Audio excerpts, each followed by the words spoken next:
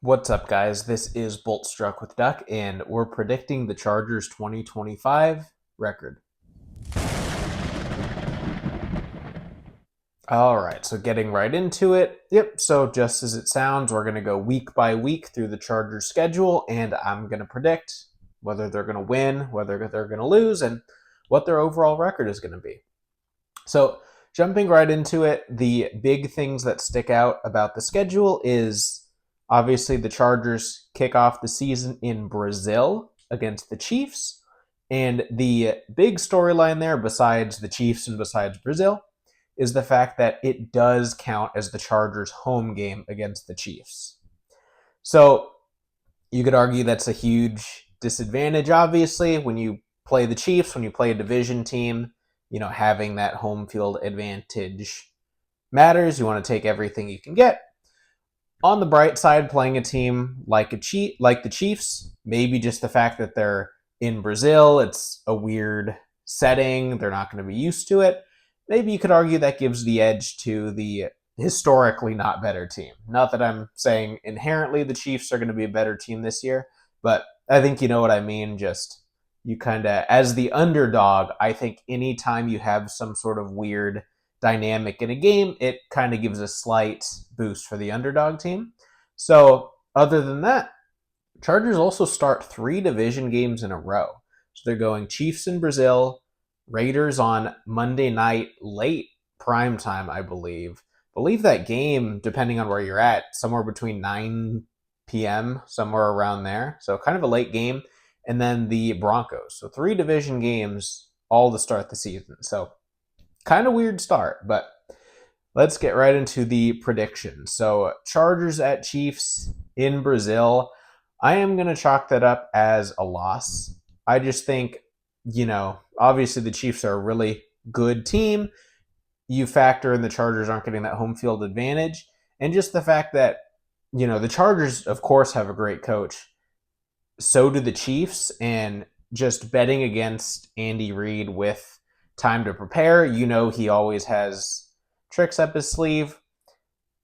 You could argue sometimes the Chiefs are, I wouldn't say slow starters, but they do like to experiment with the offense kind of early in the season. But knowing that it's in Brazil, it's their first game of the year. Again, it's Andy Reid with time. I just think you have to give it to the Chiefs.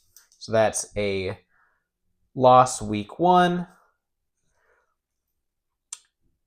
And moving into week 2, so thankfully the Chargers get a extended week because they play the Chiefs in Brazil, and then they get late Monday night game against the Raiders. So you get that full week plus a day plus the fact that it's later. So that is definitely a good thing for the Chargers when you have to travel that far. Which, speaking of, the Chargers travel the farthest amount of total mileage of any team by far this year. Obviously, a big part of that is the Brazil game, but in general. So I'm going to say against the Raiders, prime time. Come on, do I have to say it? That's a win for the Chargers. So the Chargers are heading into week 3 against the Broncos at home, theoretically 1-1 if I'm correct so far. And the Broncos are a weird team. Some people are acting like the Broncos are Super Bowl contenders. Some people aren't convinced. I'm not very convinced. I think Bo Nix is fine. Some people think he's amazing. I think the team goes the way Bo Nix goes, and I think the team is very similar to Bo Nix, where it's like good quality players, a good coach. I don't think they have anything amazing. Just like Bo Nix, we think we know what he was. He's been in college for a long time. Plus, he got to play under Sean Payton. I don't see him taking any big jumps, just like I don't see this team taking any huge jumps. Again, they'll be good. They'll probably be in the playoffs, fighting for a playoff spot. I do not think they'll be great. I don't think they're an 11-12 win team. So I do think the Chargers take a win at home against the Broncos. So theoretically 2-1. And playing the Giants in New York, I think, one, it's the Giants, but then Two, just the fact that the saving grace for the Giants should be all of their rookies coming in, right? The fact that they have revamped, they have a new quarterback. So, in my opinion, it's kind of lucky that the Chargers get to play the Giants so early because the rookies are rookies. They should be rookieing and the Giants should be gianting. So I think that is a win for the Chargers. So that's 3-1 for the Chargers.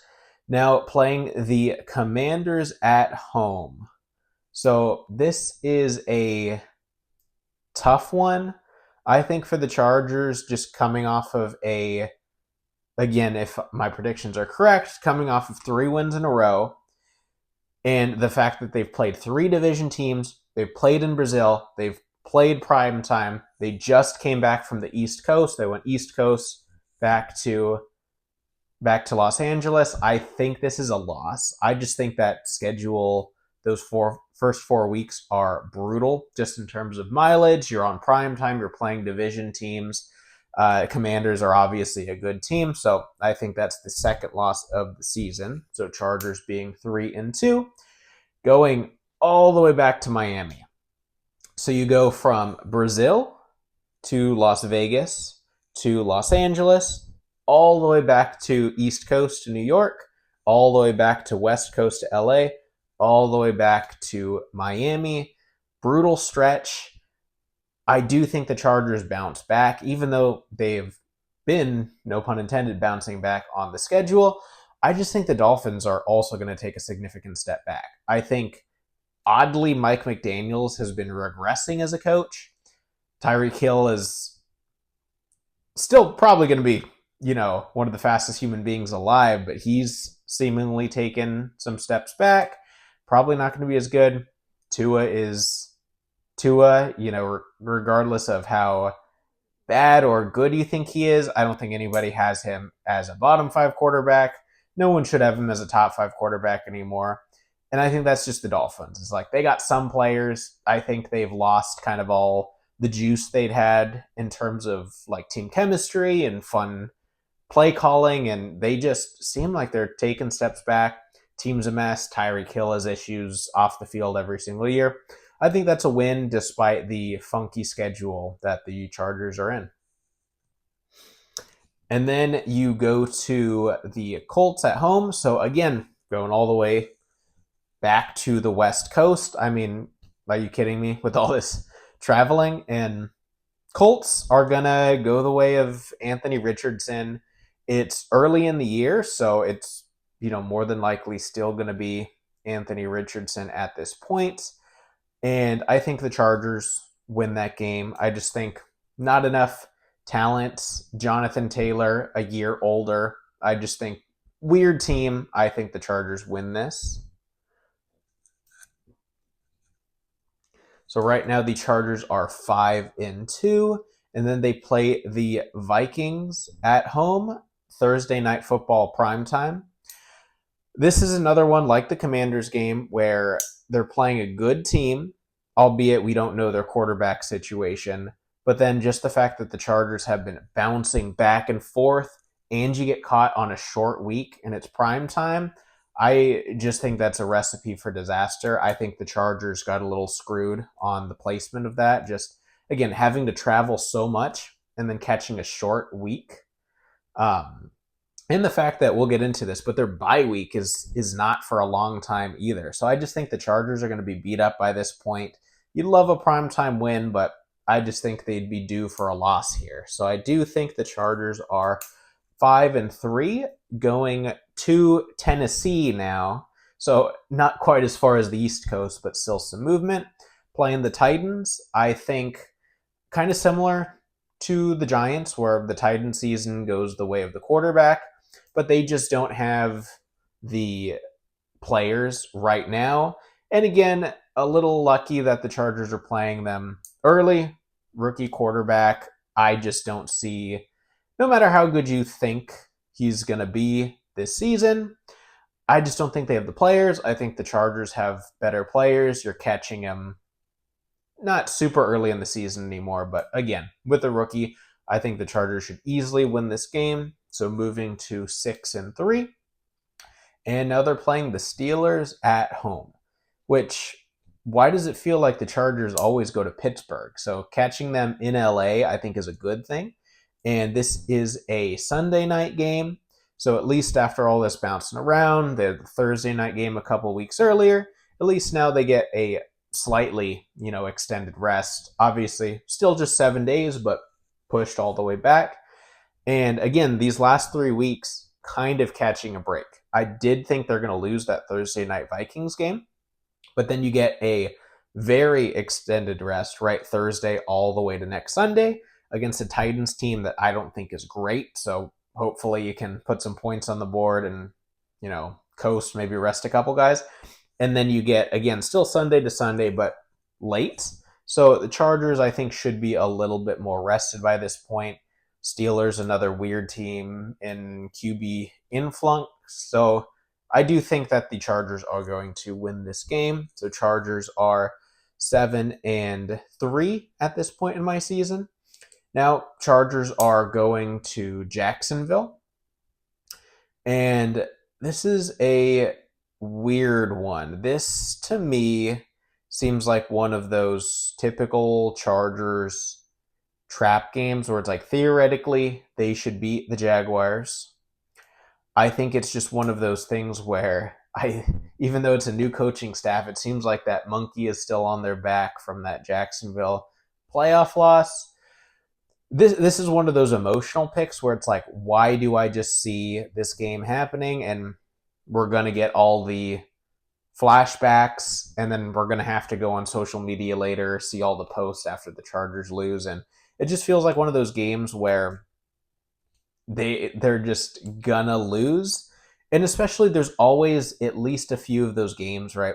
Whenever you're picking win and loss, it's easy to just be like, good team, loss, bad team, win. There's always going to be a couple of those games where maybe you beat a really good team, you'll probably lose to a not so good team. This feels like one of those teams where it's like the Jaguars. I could see the Jaguars having 6 wins with 3 or 4 of them coming against top teams because Trevor Lawrence can be really good. They do have some players.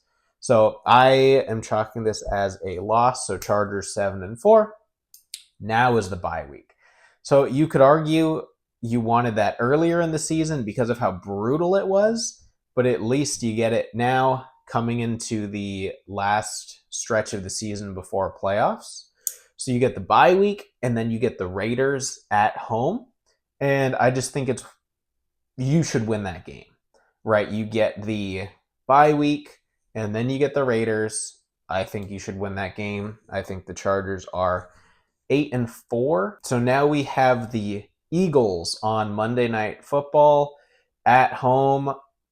Eagles are just a stacked team. I think it's just one of those things like maybe you would have hoped they would switch, where it's bye week Eagles, Raiders instead of bye week Raiders, Eagles. I just think you come off that bye week, probably get that win against the Raiders, and you play a really good team in the Eagles. At least you get that extra rest, but Eagles are just a really good team. That feels like one of those losses. Heading to the Chiefs. So again, this is where it gets tricky, where it's like, we got the Chiefs game 1 in Brazil. This is one of those that could go either way. Chargers normally play the Chiefs tough. I think I would love to give them a win here. I kind of feel it in my heart, but just historically, I think you have to chalk it up as an L just by virtue of, again, the Chargers have barely beaten the Chiefs. So again, my emotions make it feel like we're going to split with the Chiefs, but I'm going to go with the Jaguars, I took the emotional approach. With the Chiefs this year, I'm going to take the logical approach and give us a L there. And then you get at the Cowboys.